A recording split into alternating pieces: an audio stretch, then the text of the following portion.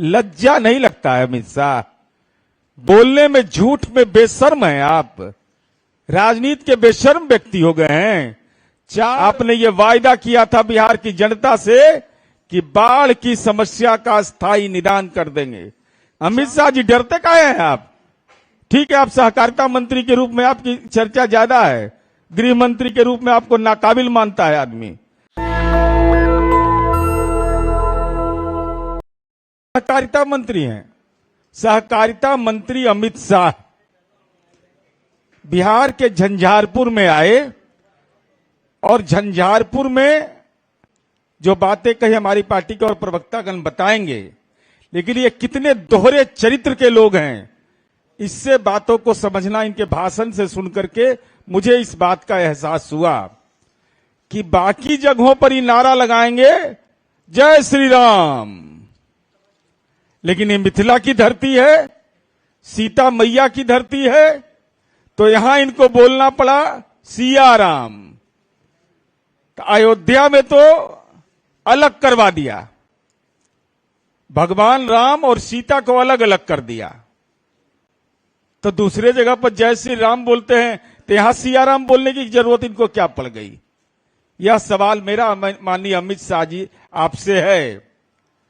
यह मिथिला की धरती है, आपने प्रभु श्री राम से, मर्यादा पुरुषोत्तम राम से जगत जननी सीता को अलग करने की साजिश किया, लेकिन मिथिला की धरती है, आपको लगा कि अगर ऐसा करेंगे तो उल्टा भागना पड़ेगा, उल्टे पैर भागना पड़ेगा, तो सिया राम बोल रहे हैं।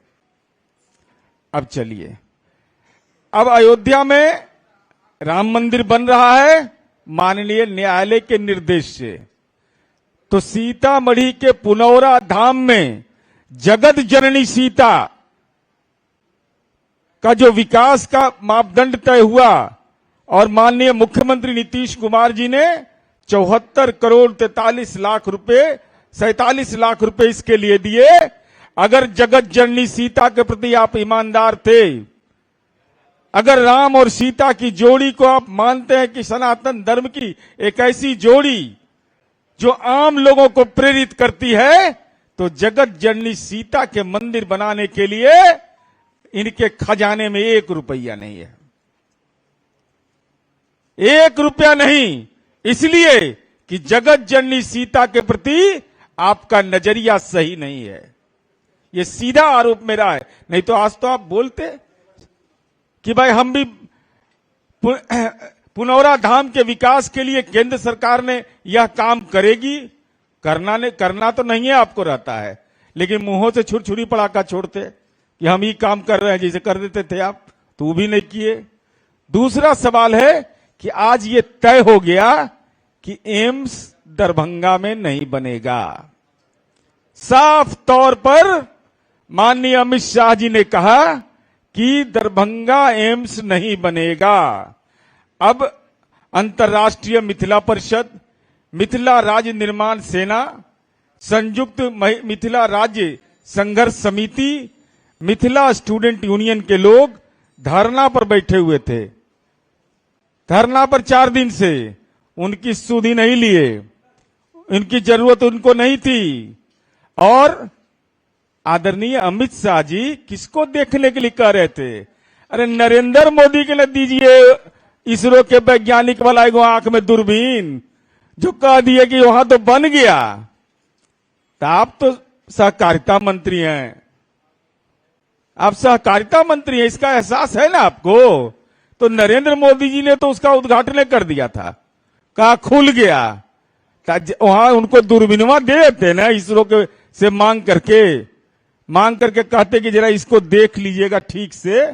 वहां पर अमित शाह जी आए थे, 40-45 किलोमीटर दूर था, कौन बहुत दूर था, जाकर के देख लेते, तब आपको भविष्य में तंत्र मंत्र की धरती है मिथिला, तो वहां गुफा के अंदर में रहने में सुविधा होता ना, वहां इलाज भी हो रहा है आपके नजरों में। तीसरा पॉइंट मेरा है कि बाढ़ की समस्या को लेकर के कहा कि कुंभकर्ण की निद्रा सोए हुए हैं। लज्जा नहीं लगता है अमित शाह? बोलने में झूठ में बेशर्म है आप।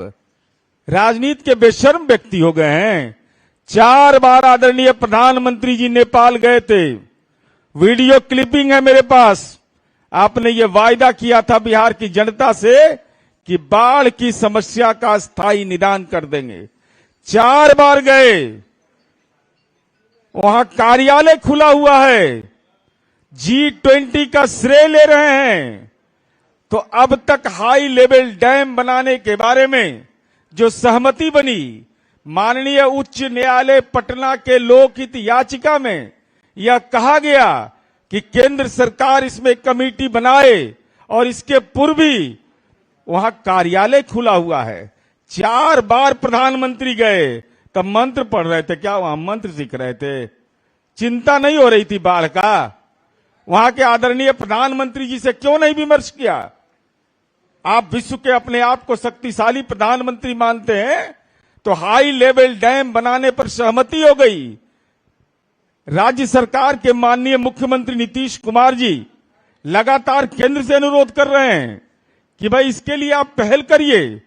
आप पहल नहीं करते हैं, जाते हैं वहां, जाने के बाद भी आप नहीं करते हैं।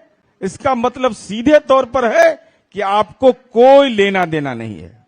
स्थायी निदान नहीं निकले, स्थायी निदान निकले, यह आपकी चिंता का विषय नहीं है। तो कुंभकर्णी निद्रा में तो मोदी जी को सुला दिए। बेचारा गुफा में जाते जाते आंखें बंद हो जाता है इनका, नेपाल जाते जाते इनका आंखें बंद हो जाता है। बाढ़ की समस्या से इनका कोई लेना देना ही नहीं रहता है। तो हम यह जानना चाहते हैं कि आपने और हमने क्या किया है बाढ़ के लिए। ये जगत कितना बड़ी विपदा होती है, पूरे मिथिलांचल के लोग परेशान हो जाते हैं। और आदरणीय मुख्यमंत्री जी आपदा प्रबंधन के तहत नीति बिहार में नीतीश कुमार जी ने बनाया, और जरा सा लाज नहीं लगता है आपको बोलने में? वहां जननायक कर्पूरी ठाकुर, अरे वो बोलते ना कि आदरणीय नीतीश कुमार जी ने वो स्टेडियम बनाया जिसका नाम सामाजिक परिवर्तन के योद्धा जननायक कर्पूरी ठाकुर के नाम पर है। तो जननायक कर्पूरी ठाकुर का आप वहां की धरती पर जाकर, उस स्टेडियम में जाकर राजनीतिक अपमान कर रहे हैं कि जननायक कर्पूरी ठाकुर की पात्रता क्या भारत रत्न के लिए नहीं है? क्या देश के राष्ट्रीय पुरस्कार के लिए नहीं है?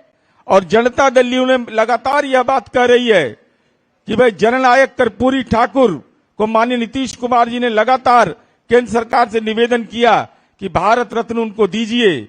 और जननायक जिस समूह के लिए लड़ रहे थे, अत्यंत पिछड़ा समूह, जो हम अभी जननायक कर्पूरी चर्चा हमारी पार्टी पूरे बिहार में कर रही है, तो जो अति पिछड़ा समुदाय का है, शिक्षा का अधिकार कानून होने के बावजूद कक्षा 1 से 8 तक आपने उनकी छात्रवृत्ति बंद कर दिया।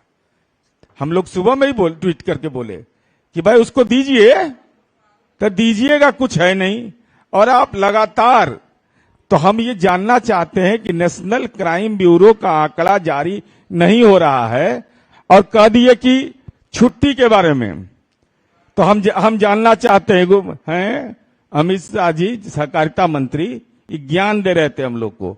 तो गुजरात में दीपावली का कितना दिन छुट्टी मिलता है? दिलवा दीजिए। गुजरात मॉडल पर वोट मांगे थे। महिलाओं को तीज का छुट्टी जोगी मॉडल में नहीं है।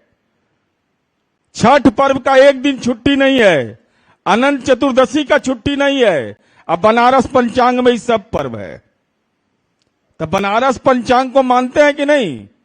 अगर सनातनी है तब, और सनातन धर्म के महिलाओं को अपने सुहाग की रक्षा के लिए तीज करने का अधिकार है कि नहीं? उनको छठ करने का अधिकार है कि नहीं? अनंत चतुर्दशी करने का अधिकार है कि नहीं? वहां के आम आवाम को, पूर्वांचल के लोग तो छठ करते, पूरी दुनिया में छठ होता है, तो छठ में ही छुट्टी नहीं दिए, तो ये किसके कानून के तहत किए जोगी जी? अमित शाह जी डरते काहे हैं आप? ठीक है, आप सहकारिता मंत्री के रूप में आपकी चर्चा ज्यादा है, गृह मंत्री के रूप में आपको नाकाबिल मानता है आदमी, लेकिन आपको तो यह कहना चाहिए कि भाई कम से कम वहां की महिलाओं को तीज करने का अनुमति दो, अनंत चतुर्दशी का अनुमति दो, छठ दिन का, माने एगो सूर्योदय होता है, सूर्यास्त तो भी नहीं करता है वहां। ऐसा थोड़े उत्तर प्रदेश में सूर्यास्त नहीं होता है, तो छठ का 1 दिन का छुट्टी क्यों? छठ का 2 दिन का अर्घ होता है, सब लोग श्रद्धा से करते हैं। और आना है तो देख लीजिए आकर के, माननीय अमित शाह जी, बिहार का छठ देखिएगा। और नए मन करे, यहाँ पेट में दर्द अगर होता है तो पूर्वांचल के लोग दिल्ली में जो छठ करते हैं उसी का अवलोकन कर लीजिए, तो आपको एहसास हो जाएगा कि हम लोगों ने क्या काम किया है। इसलिए हम केवल यही कहना चाहते हैं कि आपने आज आ करके यह स्पष्ट कर दिया कि आपकी कृपा नहीं है। अगर राष्ट्रीय राजमार्गों का विकास हुआ तो मंदिर तोड़ने का कलंक भी आपके माथे लगा है, जो मैंने पहले आरोप लगा चुके हैं। और माननीय नीतीश कुमार जी ने अपने शासन काल में उन विस्थापित मंदिर और मस्जिदों को बनवाया। और पूछते वहां पर जितने थे भाजपा के सांसद और विधायक कि बताओ अपने सांसद क्षेत्रीय विकास योजना से और विधायक फंड से कितना रुपया दिए हो मंदिरों की घेराबंदी के लिए, श्मशान की घेराबंदी के लिए कितना दिया है। तो फर्जी सनातनी है, ये सब फर्जी सनातनी है ये लोग, और केवल भ्रम का बादल पैदा कर रहे हैं। बिहार की छवि को खराब करना चाहते हैं। उत्तर प्रदेश में तो खैर, गुजरात में चुगलखोरी भी नहीं होता है, वहां कोई चुगलखोरी नहीं करता है। अपराध वहां तो शनि सिंगनापुर के बाद भाजपा शासित प्रदेश ही है जहां ताला नहीं लगता है, कहीं नहीं ताला लगता है। अपराध तो बहुत दूर का चीज है। अपराध नियंत्रण के लिए तो वहां कोई जरूरत ही नहीं है पुलिस बल का, जेल का, इस सब का कोई जरूरत नहीं है। भाजपा आया और समझिए कि वहां न ताला की जरूरत है, न पुलिस का, न जेल का। मैं चुनौती देता हूं अमित शाह को कि नेशनल क्राइम ब्यूरो का आंकड़ा हो या हमारे राज्य सरकार द्वारा माहवार जारी किया गया स्टेट क्राइम ब्यूरो का आंकड़ा हो, भाजपा शासित प्रदेश और बिहार प्रति लाख पुलिस की हमारी जनसंख्या। नेशनल दस्तक की आपसे गुजारिश है कि अगर इसको बचाना चाहते हैं तो नेशनल दस्तक को सब्सक्राइब करने के लिए रेड कलर के सब्सक्राइब बटन को दबाएं, फिर बेल आइकन की घंटी दबाएं। नेशनल दस्तक को बचाने के लिए बहुत जरूरी है कि हर खबर को शेयर करें, लाइक करें, कमेंट जरूर करें।